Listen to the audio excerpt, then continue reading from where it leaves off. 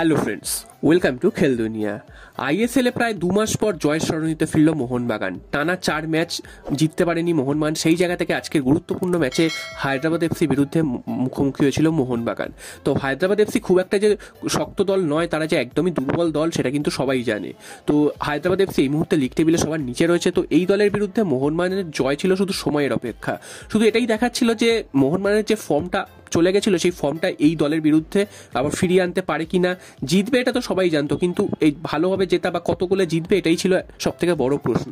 তো ম্যাচের শুরু থেকেই আমরা দেখেছি যে মোহনবাগান কিন্তু আজকে চালকের আসনেই ছিল এবং প্রথম থেকেই একের পর এক অ্যাটাক সানাতে শুরু করে। ম্যাচের প্রথম মিনিট থেকেই কর্নার পায় এবং তারপর 10 মিনিটের মধ্যে প্রায় 3-4টে কর্নার কিন্তু মোহনবাগান আদায় করে নেয়। অনেকগুলো শট কিন্তু হায়দ্রাবাদের গোলমুখে করে, সেগুলো কিন্তু প্রত্যেকটা প্রতিফলিত হয়ে বাইরে চলে যায়। তো সব মিলিয়ে প্রথম 10-15 মিনিটের মধ্যে মোহনবাগানের অ্যাটাকের জোরে হায়দ্রাবাদ কিন্তু একদম কোণঠাসা হয়ে গেছিল। তো 15 মিনিটের মাথায় মোহনবাগান প্রথম গোলটা তুলে নেয়, সেটা কিন্তু অনিরুদ্ধ থাপার পা থেকে এসছে।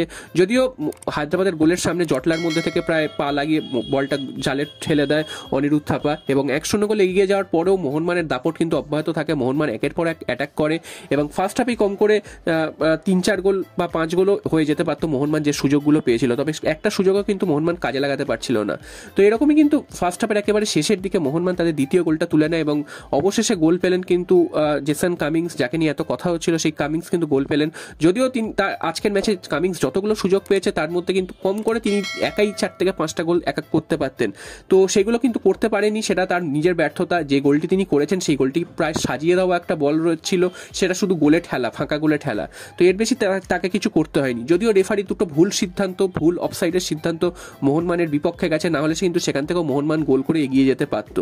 তো সব মিলিয়ে মোহনবাগানের আজকের খেলা কিন্তু যে ভালো হয়েছে সেটা একদমই বলা যাবে না, কারণ হায়দ্রাবাদের মতন যে দুর্বল দল তাদের বিরুদ্ধে মোহনবাগানের আরও বেশি গোলে জেতা উচিত ছিল। আরও কিন্তু নিজেদের কিন্তু ডিফেন্স মাঝমাঠ আরও ভালোভাবে খেলা উচিত ছিল, যেটা কিন্তু মোহনবাগান খেলতে পারেনি।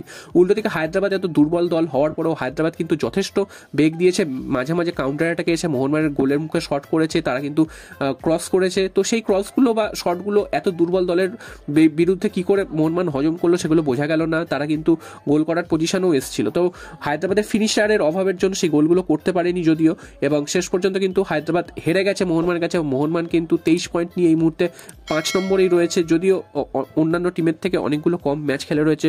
তো সব মিলিয়ে মোহনবাগান এই ম্যাচটার জয় কিন্তু প্রচণ্ড দরকার ছিল এবং যেই আত্মবিশ্বাসটা হারিয়ে গেছিল সেই আত্মবিশ্বাসটা কিন্তু অবশেষে ফিরে এলো। এবং দেখা যাক পরের ম্যাচ এফসি গোয়া, সেটা কিন্তু আরও কঠিন ম্যাচ হতে চলেছে, মোহনবাগানের অ্যাওয়ে ম্যাচ। এবং সেই ম্যাচটা যখন হোম ম্যাচ হয়েছিল গোয়ার বিরুদ্ধে, মোহনবাগান 4-1 গোলের ব্যবধানে হেরেছিল। তো মোহনবাগানের কাছে একটা রিভেঞ্জেরও ম্যাচ এবং ম্যাচটার থেকে যে করেই হোক মোহনবাগানকে পয়েন্ট নিয়ে আসতে হবে। এবং গোয়ার থেকে যদি পয়েন্ট না নিতে পারে, গোয়া যদি আবার জিতে যায়, সেক্ষেত্রে কিন্তু গোয়া কিন্তু সবার ধরাছোঁয়ার বাইরে প্রায় চলে যাবে এবং মোহনবাগানও কিন্তু পিছিয়ে পড়বে। তো মোহনবাগান এই ম্যাচটাকে শুধু 3 পয়েন্টের জন্যই নয়, মোহনবাগানের আত্মবিশ্বাস ফিরিয়ে আনার জন্য এই ম্যাচটা দরকার ছিল এবং মোহনবাগান এখান থেকে 3 পয়েন্ট পেয়েছে। যদিও আরও বেশি গোলে জেতা উচিত ছিল। জেসন কামিংস ছাড়া মনভীর সিং সবাই কিন্তু গোল প্রচুর মিস করেছেন। দিমিত্রি পেটাটসও প্রচুর গোল মিস করেছেন। সাহাল আব্দুল সামাদ তিনিও গোল মিস করেছেন। তো সবাই কিন্তু গোল মিসের বহর দেখিয়েছে।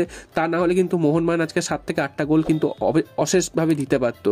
তো আজকের ম্যাচ থেকে 3 পয়েন্টটাই আসল এবং দেখা যাক পরের ম্যাচের প্র্যাকটিস আজকের ম্যাচটা করে নিতে পারলো কিনা এবং গোয়াকে হারিয়ে মোহনবাগান আবার